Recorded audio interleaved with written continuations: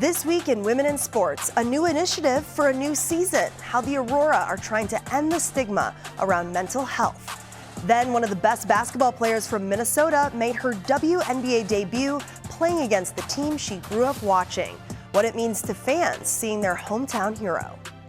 And it's a league that's growing more popular, how the WNBA is capitalizing and expanding to add more teams. WCCO's Women in Sports, sponsored by Franson Bank and Trust. Thanks for joining us. I'm Marielle Mohs, and here at WCCO, we are celebrating the highlights of female athletes in this new digital segment called Women in Sports. We'll share new stories with you every week right here, as we do our part to give these athletes the recognition they deserve.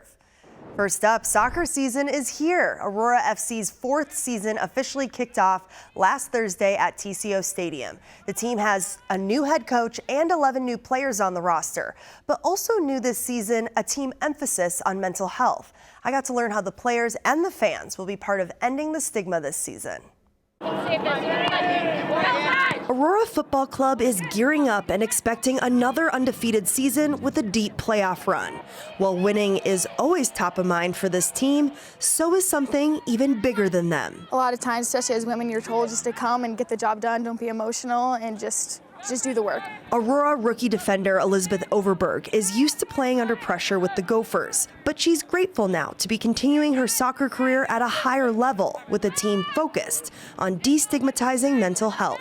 The whole reason that we're out here playing soccer is because we love it, and it's something that's supposed to add to our lives, and a lot of times sports can become negative and take from our lives. New this season, Aurora FC is partnering with NAMI Minnesota and a group called We Are 8 that focuses on building a healthy digital space. We're viewing it as the through line of the entire season. Danny Young, a former professional soccer player herself, is leading this partnership.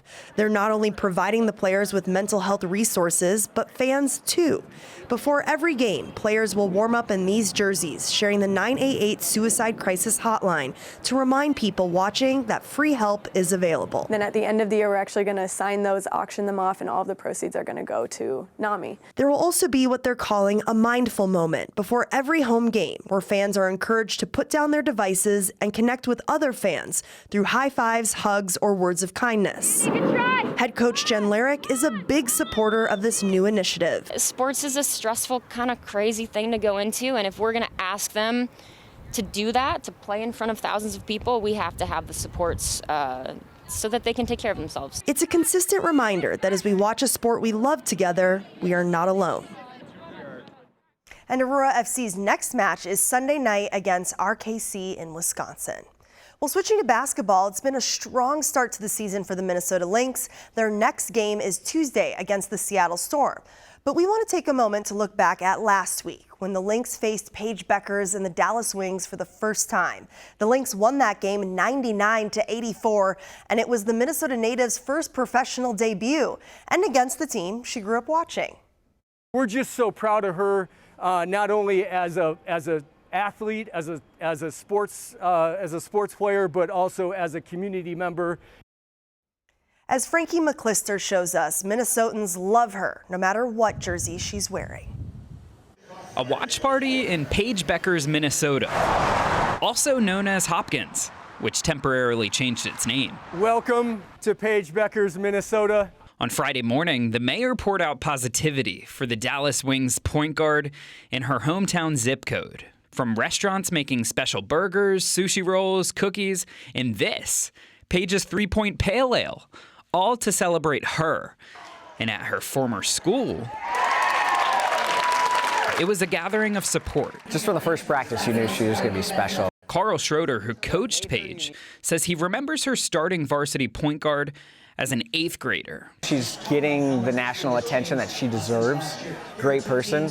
But, you know, working with her every day, 7th grade through her senior year, watching her in college, for us, it's almost like it's just Paige. And these folks even came all the way from Chicago for the party. I think she's a really good inspiration and role model especially for girls and girls my age and women just in general. An inspiration that Tim Strife knew his daughter Savannah, who plays high school basketball, would want to celebrate. I think life is an adventure, and I've always tried to bring fun, exciting things to my daughter to experience. Thank you all for coming. And the exciting time at Hopkins High also brings inspiration for many. Makes us want to be better people too, because you know how much she cares for those around her. In Paige Bueckers, Minnesota, Frankie McLister, WCCO News. Well, WNBA managers picked our hometown team as favorites to win this year's championship, and Lynx forward Napheesa Collier most likely to win MVP of the league. And it's a league that's growing. Last year, the was WNBA's most watched season with more than 54 million people tuning in, and the highest audience in decades. Some credit the All-Star draft class, including Caitlin Clark. Well, one thing that I love is that we are not only getting an increase in viewership because people are interested, but we're starting to get more people interested in broadcasting the games. Last year, the league signed a media rights deal reportedly worth $2.2 billion over 11 years starting next year. That quadruples the current deal's yearly value. And the league is growing. It has 13 franchises, still behind the NBA's 30, but that league also had a 50-year head start. Next season, the WNBA will add 2 more expansion teams in Portland and Toronto. Well, we mentioned it here before on Women in Sports, Granny Basketball. Now women in Texas are joining in on the fun. A Granny Basketball league started in the Houston area where the minimum age to play is 50 years old.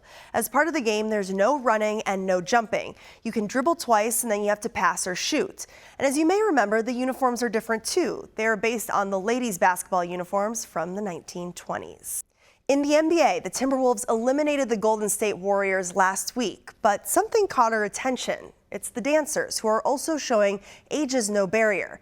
Laureen Ayub introduces us to a warrior dancer who hasn't allowed any obstacles stop her. It's something dancer Annie Nishita with the Hardwood Classics says she could only dream of growing up. The diehard Warriors fan and dancer is living up a new chapter in her life. I can't believe that it's been a dream come true. I always watched the Warrior girls when they danced and wanted to be like them. And now, at 68, she is one of them.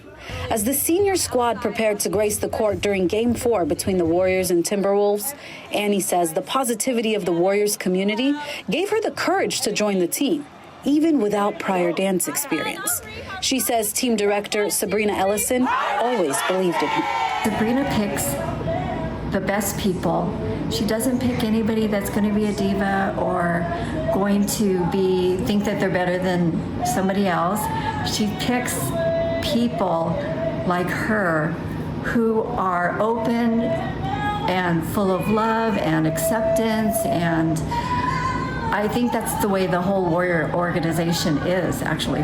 And it is that passion that fuels them right before they perform. This is the tunnel the dancers are about to walk through. All the hard work, it's right here. Let's check it out.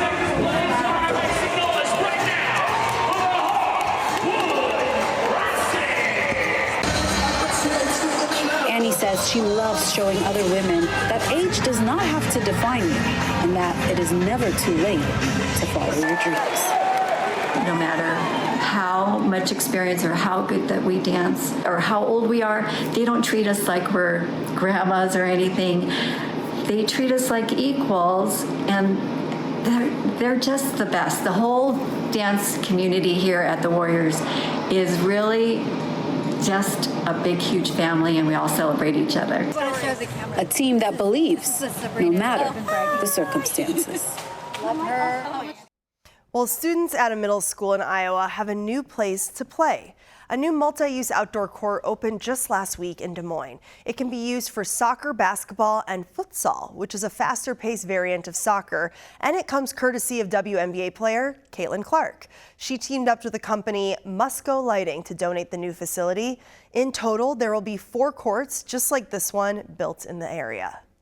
It's just a thrill to get the opportunity to give a court like this to the youth of our community, to give them the opportunity to play together and to go to school together and to dream big. And these kind of courts are what Caitlin knows helped her to not only dream big, but achieve her dream. The remaining mini pitch courts are expected to be completed by the end of summer. Well, take a look at this. It's not just video of any road race. This is the largest all-women triathlon in the country. It's called the Gold Nugget Triathlon, and it was held in Alaska last weekend. This year, more than 1,600 athletes competed from across the U.S. and Canada. Each competitor began with a 400-yard swim, followed by a 12.1-mile bike ride, and finished off by running or walking 3.25 miles. And get this, the youngest competitor, only 9 years old, and the oldest was 88. Amazing, so incredible. Well, thanks for watching this week's Women in Sports. We'll be back with more great stories next week. I'm Marielle Mohs.